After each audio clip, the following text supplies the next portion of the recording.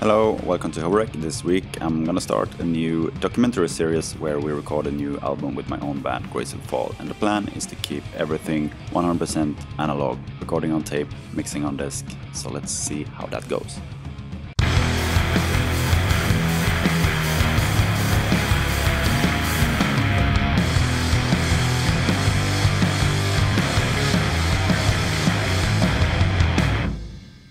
Yeah, we have the ambition, of course, to record to tape, which is kind of different because we only recorded in computer before. But we're also going to try a different approach for the drum kit. We usually had really minimalistic drum kits with only like 2 toms, 1 rack tom, 1 floor tom, and yeah, the typical hardcore drum kit. But this time, John, yeah, you can come over.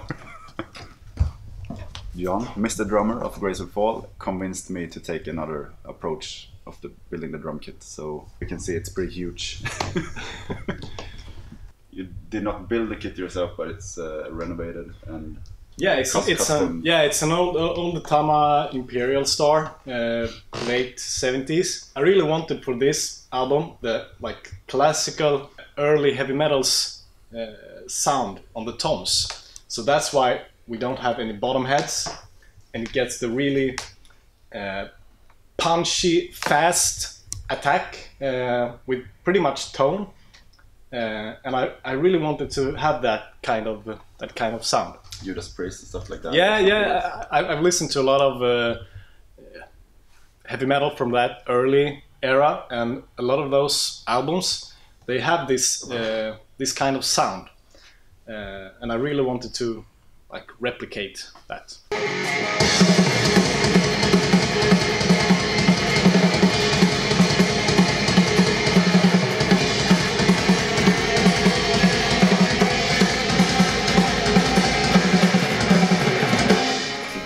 Originally without resonance skin, or yeah, there were no resonant heads on the drum kit, and it's a really huge kit from the beginning. So there's another bass drum and like 3 or 4 more toms, but I thought, yeah, 3 toms and 1 floor tom is okay.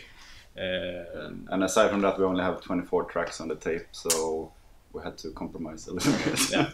And then there's the gong bass as well, the like big, strange-looking floor tom. Idea behind this drum is kind of the same as the toms. No resonant head, and the batter head is 2 inches bigger than the actual drum shell.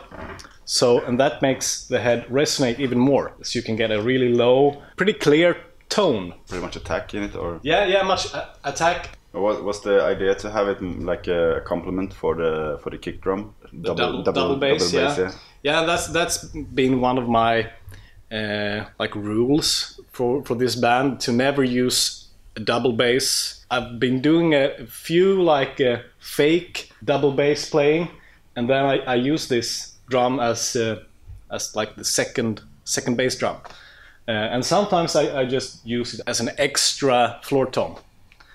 To get more power.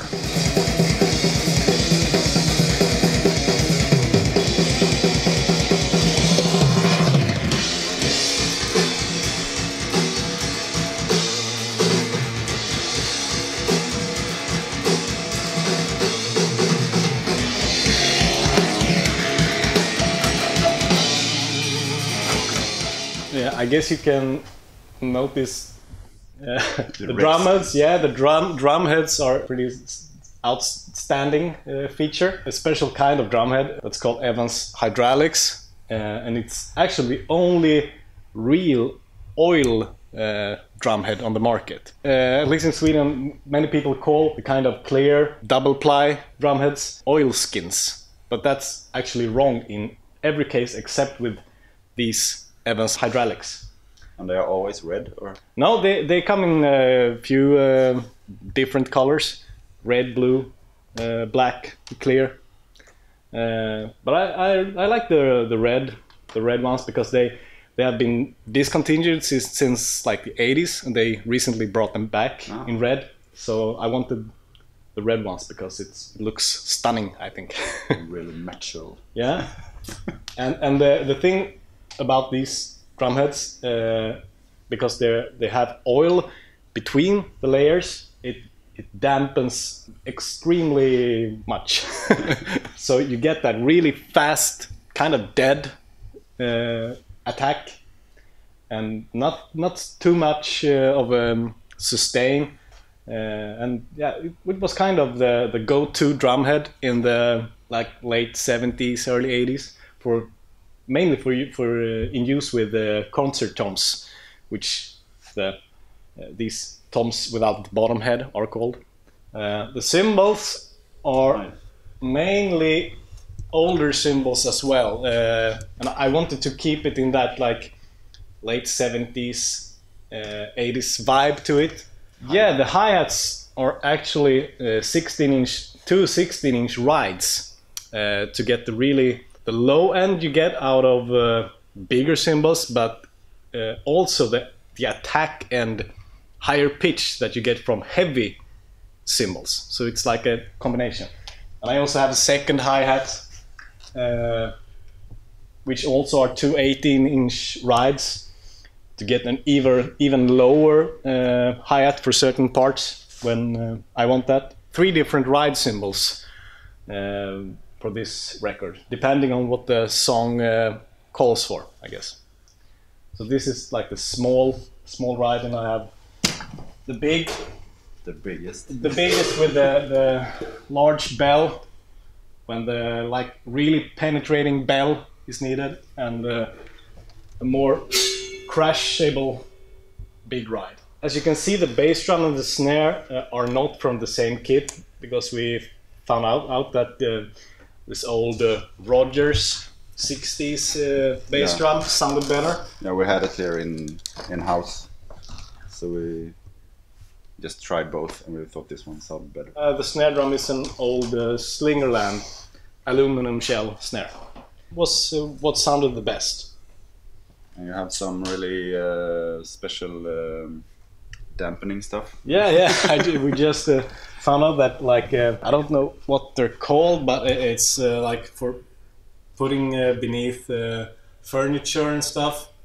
So you don't scratch the floor. Yeah, like there's probably a correct name for those in English. They really stick really good, and pretty small, so you can just add a few, and cheap. Yeah, they're really cheap. Yeah, so that's kind of the deal with the drums.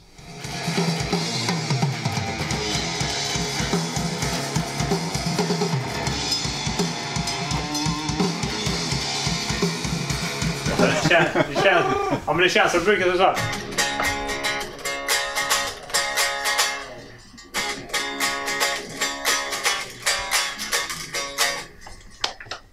Men har ni satt tempo till när jag bara tagit Vi tog ett tempo. Så vi lyckas spela det rätt också sen. Ja, vi tog ett tempo som fanns. Just det gör det. Men vi kan lyssna hur det blir.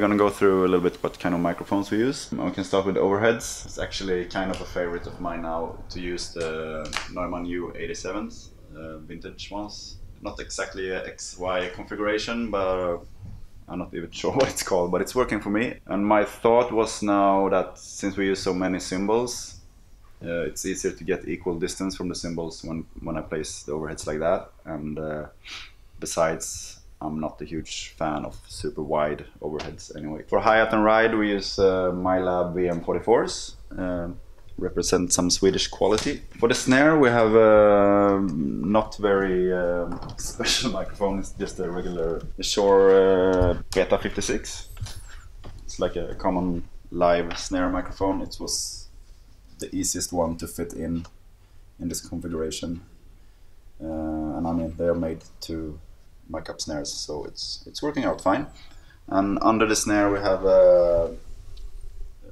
AKG 414. Sounds great. Yeah, for the rack toms we have the classic 421s just inside the toms. It sounds pretty special, not the usual kind of tom sound, but for this and for the vision that Jon has with the drum sound, that's working out really good. For the floor tom and also the extra big tom, we have 541s, a little bit similar to the 421s in the sound, a lot of bottom end in them too.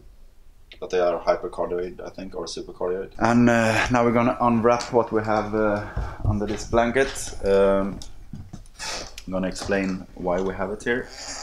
Inside the kick we have just a regular SM57. I'm not that picky with what I have inside. Dynamic microphone usually works. Just point it somewhat towards the batter head. And outside we have my DIY built FET47 microphone. It's one of my favorites for outside kick, but since it's a condenser microphone, it also takes up a lot of the cymbals and stuff, so that's why we had the heavy blanket over the kick drum to make it a bit more isolated. And we tried two different room microphone configurations. First one, we have a stereo pair here in the room. We put it up here. It's a ribbon microphone, so it's a configuration of 8. So try to point the most rejection towards the drum kit. The pickup is pointing up in the roof and down to the floor. And we also took out all the carpets on the floor in this room to make it bounce a little bit more. But I think we're not going to use those microphones because we have another one in here that sounds really, really awesome. It's my new favorite room microphone. It's a Bang & Olufsen stereo ribbon microphone. So put it in here. And we also threw up some drums here just to resonate a bit in the room. And for you guys who have seen the video with 1 drum kit in 5 rooms that I made recently, you know that this room is really alive when you close those glass walls. So that's what we've done. So we put the drum kit out in the big live room, which is mostly the best separated drum sound, and then we put the room mics in here to make it really huge. And we also have the distance from the drum kit to get a little bit of delay for the room sound. It sounds great.